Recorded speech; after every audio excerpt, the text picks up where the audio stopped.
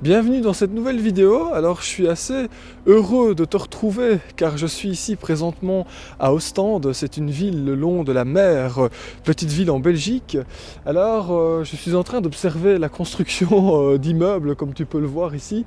C'est assez particulier à voir. Je viens pas régulièrement mais j'étais déjà venu il y a peu de temps et c'est vrai que ça avance assez vite. Alors ce que j'aime bien lorsque je viens sur ce petit spot, tu vois, c'est cette ambiance de ville côtière quoi. Donc il y a un phare. Le phare que tu vois là, tu le vois illuminé la nuit, c'est vraiment beau. Je vais essayer de te le filmer ce soir parce que j'y suis pour plusieurs jours. Alors rapidement, le petit spot que tu peux voir ici, c'est un spot qui est autorisé d'ailleurs en été, ou en tout cas en saison. Tu as plein de camions, de vannes aménagées, de camping-cars. Il y a pas mal de surfeurs qui viennent ici. Et alors ce que tu vois juste derrière moi, là ici, c'est ce que l'on appelle le fort Napoléon. Je vais t'en parler juste après. Alors entre moi et la mer, il y a une digue qui nous sépare, une dune plus exactement, une dune et une digue évidemment. On va aller maintenant sur la plage, je vais aller te montrer ça. Et puis je prendrai le bac qui est un bateau qui te permet gratuitement de relier les deux rives du port. J'irai peut-être te montrer un voilier qui est connu dans le monde entier. Ça s'appelle le Mercator, on va aller voir ça ensemble. C'est une petite vidéo 24 heures dans ma vie en van. Je sais que c'est une série que t'aimes bien. Alors c'est pas des vidéos qui attirent une masse de gens sur YouTube évidemment, parce que c'est des vidéos où je te partage un peu mon quotidien. C'est pas des vignettes putaclic hein, comme on appelle ça. Donc alors écoute, si t'es prêt, cette vidéo commence maintenant et on va aller se balader ensemble à Ostende et peut-être autre part, on verra où le vent nous emmène.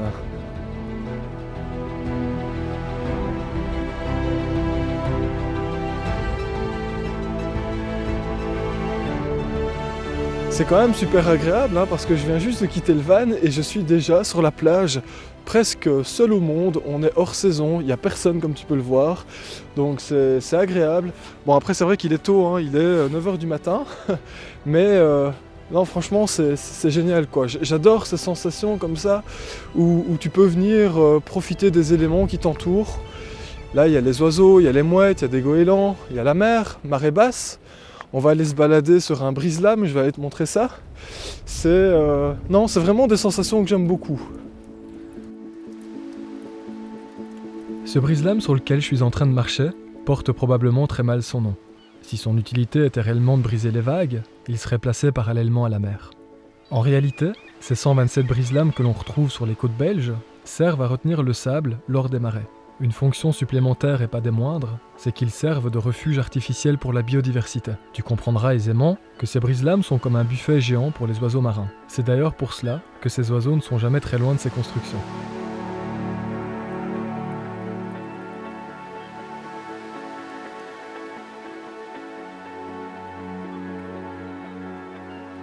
Pour ma part, ce que j'apprécie lorsque je viens ici, c'est cette sensation de pouvoir marcher vers l'horizon. C'est comme si tout d'un coup, tu étais au bout du monde, et je dois dire que c'est une expérience que je renouvelle à chaque fois que je viens sur les plages de mon pays.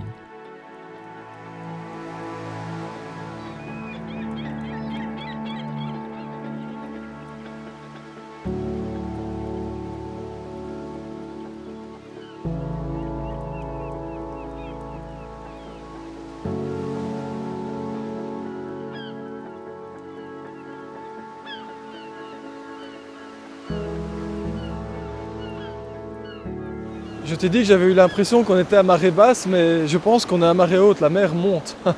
C'est particulier, hein. Regarde.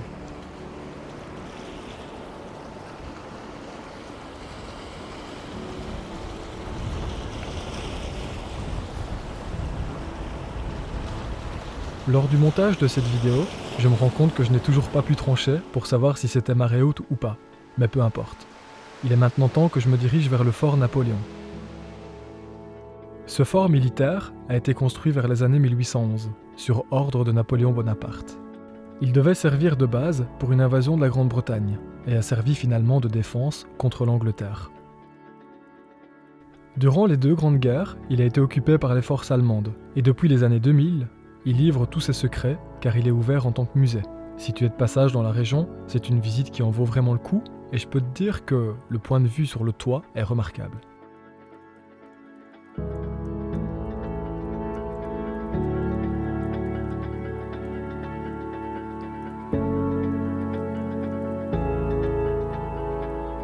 Alors ici je suis sur le toit du fort Napoléon et c'est assez particulier parce que comme il a une certaine hauteur, tu vois la mer au loin, hein. Donc tu vois les plages, tu vois la mer, etc. Et puis de l'autre côté évidemment tu as ces buildings en construction, donc il y a une sorte de paradoxe entre ces deux visions. Alors attends, je vais essayer de te montrer le petit spot que tu as pu déjà apercevoir en début de vidéo. Mais comme ça va te permettre de situer un peu mieux. Donc tu vois que la mer est derrière moi, hein. Et alors le petit spot sur lequel j'étais, sur lequel je suis, toujours d'ailleurs, regarde, il est là, tu vois? On voit le van là-bas au loin. Et c'est pour ça que je te disais que c'est quand même agréable parce que tu es juste à côté de la mer et c'est vraiment chouette, quoi. Et alors à partir d'ici, tu as cette magnifique vue sur le phare, tu vois l'église Saint-Pierre et Paul qu'on va aller visiter tout à l'heure, au loin. Et puis ben écoute, maintenant moi ce que je te propose c'est qu'on puisse aller prendre le bateau qui va nous emmener dans le centre-ville d'Ostende. C'est marrant parce que pour aller rechercher le bateau, tu es obligé de passer par des passerelles à travers le port, tout ça. C'est vraiment des ambiances, tu sais, portuaires comme ça qui sont... Enfin je sais pas, moi j'aime bien, t'entends les ouvriers travailler au loin sur les bateaux, le chantier naval, etc. Je sais pas, c'est vraiment une ambiance que j'aime beaucoup.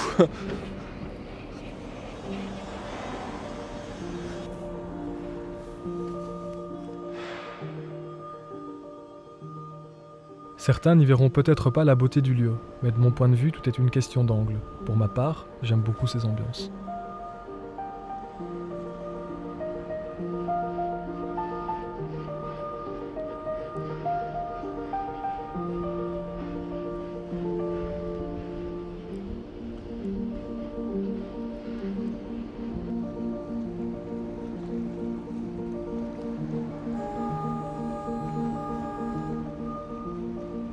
Il est temps d'embarquer sur ce vieux Raffio.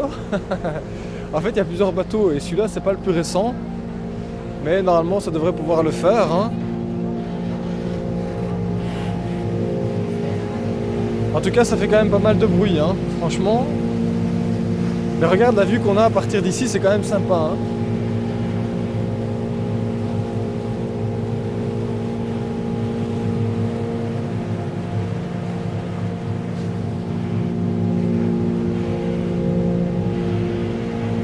Bon ben voilà, je suis arrivé sain et sauf de l'autre côté. Alors la traversée dure pas longtemps, hein, ça dure que quelques minutes, mais c'est quand même agréable. Franchement c'est chouette. Enfin en tout cas moi j'aime bien. J'ai un jour l'envie, figure-toi, d'aller faire une balade en mer avec un bateau. Je sais qu'ici à Ostende il est possible de faire ce genre d'expérience. J'ai déjà vu ça, mais il faudrait que je me renseigne. Après je sais pas si... le mal de mer n'aura pas raison de moi. Parce qu'une petite anecdote, il y a quelques années, j'ai pris mon kayak des mers et je suis allé me balader comme ça en Méditerranée. Attends, c'était la Méditerranée ou c'était l'Atlantique, je sais plus. Mais toujours est-il qu'à un moment donné, je me suis vraiment senti mal. Et là, j'ai compris que le mal de mer avait eu raison de moi. J'ai commencé à vomir plusieurs fois. Enfin, je te passe les détails. Mais à la suite de cette expérience, je ne sais pas si finalement j'aurais vraiment envie de me retrouver en pleine mer sur un bateau. Alors le bateau que tu vois ici juste à ma gauche, eh bien, est le Mercator. C'est un bateau qui a été construit par un explorateur, Adrien Gerlache, l'explorateur de l'Antarctique. Ce bateau a été construit en Écosse. Durant sa vie, il a effectué plus ou moins 41-42 voyages. Et alors pour la petite anecdote, eh bien, en 1936, c'est ce bateau qui a ramené la dépouille du père Damien. Alors dans les années 1960, il a été transformé pour en faire un bateau musée. Et puis bon, depuis ce temps-là, il est ici à Ostende et il fait partie on peut le considérer comme l'un des joyaux de la ville. Et c'est vrai que moi j'y connais rien en bateau, mais franchement quand tu le vois comme ça, c'est un magnifique voilier 3 mâts et ça te donnerait presque l'envie de partir à l'aventure. Je viens juste d'aller demander à la jeune dame ici à l'accueil si je pouvais, par curiosité, parce que j'aime bien découvrir des chouettes choses dans la vie, si je pouvais juste monter sur le bateau. Et puis bon, elle m'a dit oui. Donc, alors écoute, je vais t'emmener avec moi pour cette visite rapide, hein, de ce bateau. Regarde-moi ça comme c'est incroyable. Franchement, t'imagines, tu es derrière cette... je sais plus comment on appelle ça, désolé, mais tu es derrière cette barre, ça se dit comme ça je crois. Et te voilà parti sur l'océan à la découverte du monde. C'est quand même incroyable.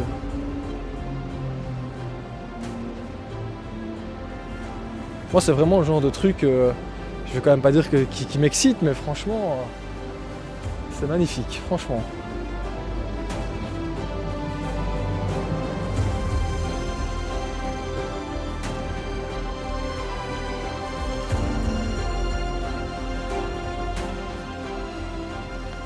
Cette visite est en train de m'emmener je ne sais où, mais écoute, j'en profite, hein, on m'a donné l'autorisation, donc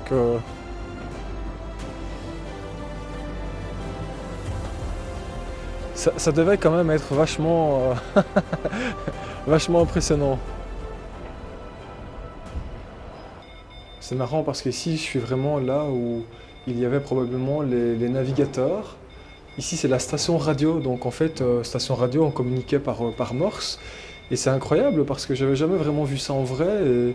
Et je me dis que ça devait être un sacré métier à l'époque de pouvoir décoder les messages Morse. Tu entends en ce moment la balise là fonctionner. Enfin, je dis balise, mais je suppose que c'est l'émetteur, le récepteur radio. Bon, je sais pas où je vais, mais écoute, manifestement, j'ai l'autorisation de rentrer dans les cales, donc on va y aller ensemble. Ouf. Il y a une odeur ici, c'est incroyable. Je sais même pas la décrire. C'est une odeur de bois, c'est une odeur de résine, c'est une odeur de mazout peut-être, je sais pas. C'est très spécial, mais ça te plonge instantanément dans l'ambiance, hein. Ça, c'est clair et net.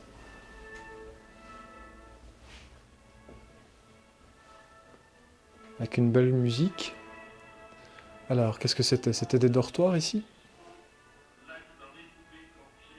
Ouais, à mon avis, c'était des dortoirs.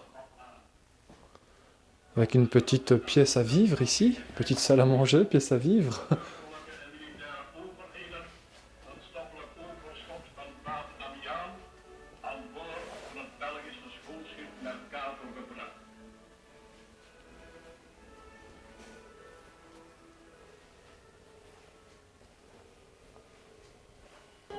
Ah ben, je comprends pourquoi je me sens stressé là tout d'un coup. J'arrive dans une pièce où on devait probablement pratiquer la médecine.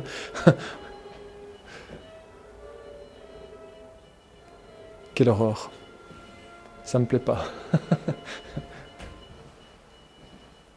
Ah oui, c'est ça en fait, c'est la salle de médecine ou en tout cas c'est l'hôpital. On va plutôt dire que c'est un hôpital, voilà. C'est fou parce que je ressentais comme du stress ici et maintenant je comprends pourquoi. Je me barre.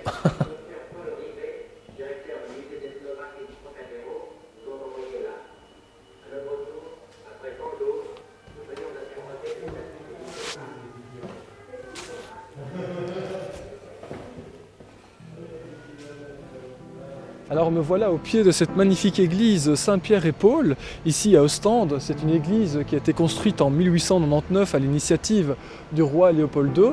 Alors c'est évidemment un roi qui a été controversé, mais en tous les cas il avait comme ambition d'avoir de grands projets architecturaux pour la Belgique, dont notamment la construction aux extrémités du pays de deux magnifiques églises. C'est comme ça que tu peux retrouver ici cette magnifique église à Ostende, et de l'autre côté du pays, à Arlon, l'église Saint-Martin.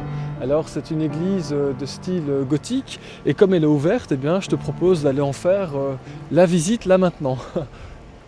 Tu sais, moi je suis pas spécialement croyant, même si je pourrais dire qu'à la limite j'ai ma propre religion, mais en tous les cas, comme tu le sais, quand je passe devant ce genre de monument, je peux pas m'empêcher de ne pas y rentrer pour découvrir l'intérieur.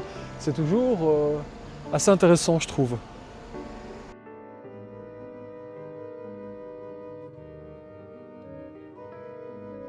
J'étais à peine arrivé à l'intérieur de cette église que je me suis fait happer en un instant par une douce mélodie. L'organiste était en pleine répétition et m'a donné l'autorisation de te partager ce moment. C'est d'ailleurs un petit clin d'œil à ma mère, qui elle aussi dans sa jeunesse jouait de l'orgue dans la paroisse de son village.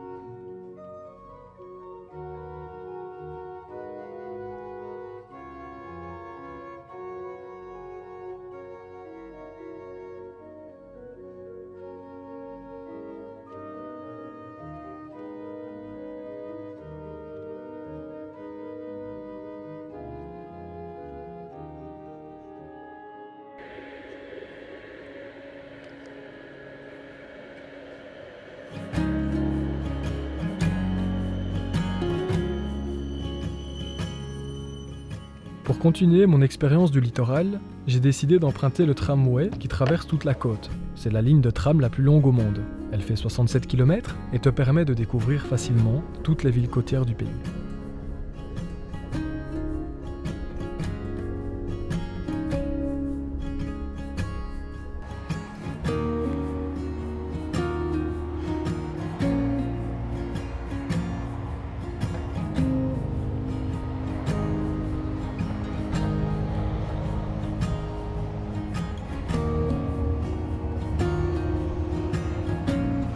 Alors regarde, je vais juste te montrer, il y a plein de méduses là sur la plage, elles ont un reflet bleu. Attends, je vais essayer de te montrer. Tu vois, regarde. C'est spécial, hein? Ce reflet bleu comme ça. Il y en a beaucoup, il y en a quand même une petite dizaine autour de moi, c'est bizarre. Toujours est-il que je suis allé voir combien de temps il me faudrait pour aller jusqu'au terminus, donc La Panne, et j'ai vu qu'il y avait 2 heures. Alors je me suis dit 2 heures dans un sens et puis 2 heures dans l'autre, ça fait quand même 4 heures. Alors je sais que quand on aime on ne compte pas, mais 4 heures à rester à rien faire dans un tram, il y a peut-être des choses plus intéressantes à faire. Surtout qu'en ce moment il pleut pas, donc je profite quand même de cette belle météo. Alors voilà, je me promène sur cette plage qui est vide hors saison, c'est vraiment chouette. Il y a pas mal de brise-lames et je vais de nouveau aller me balader sur les brise-lames parce que j'adore ça. Et puis bien, je vais récupérer mon van un peu plus tard. J'irai te montrer une œuvre d'art qui est un peu plus loin là, à Ostende. Enfin, je montre du doigt, mais finalement c'est quand même vachement loin. Je sais même pas où je suis pas resté longtemps dans le tram, hein. Je suis peut-être resté 20 minutes. Mais malgré tout, si je voulais rejoindre Ostende à pied, j'en aurais quand même pour facilement une grosse heure. Voilà, donc j'irai te montrer cette œuvre d'art et après j'irai récupérer mon van.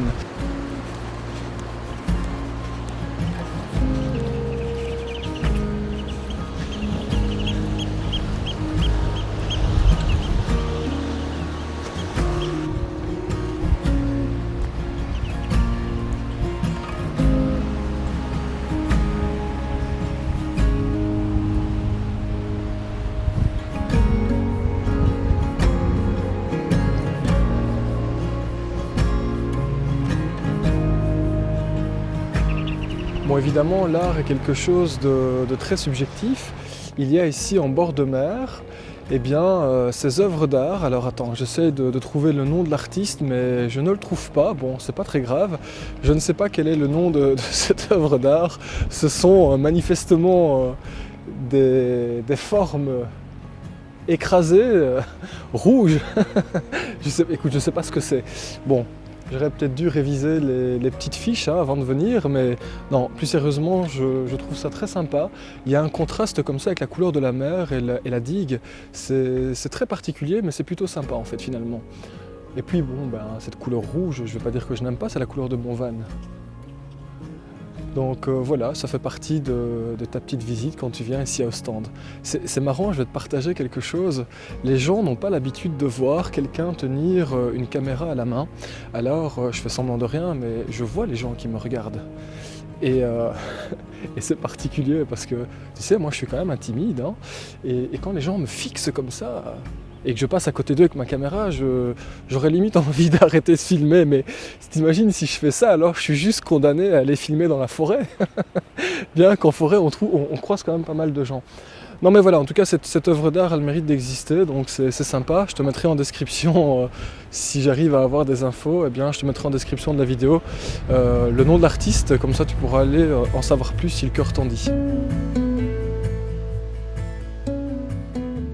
Il est maintenant temps pour moi d'aller récupérer mon van.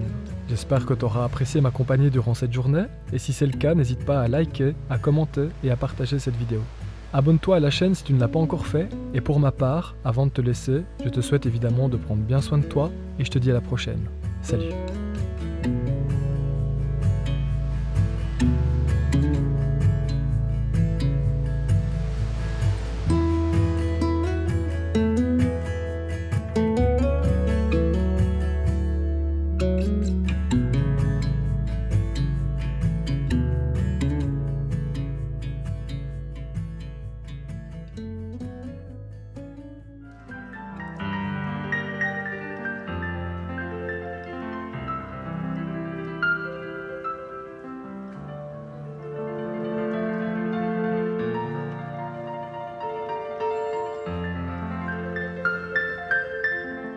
viens de rencontrer un artiste qui joue du piano et c'est incroyable.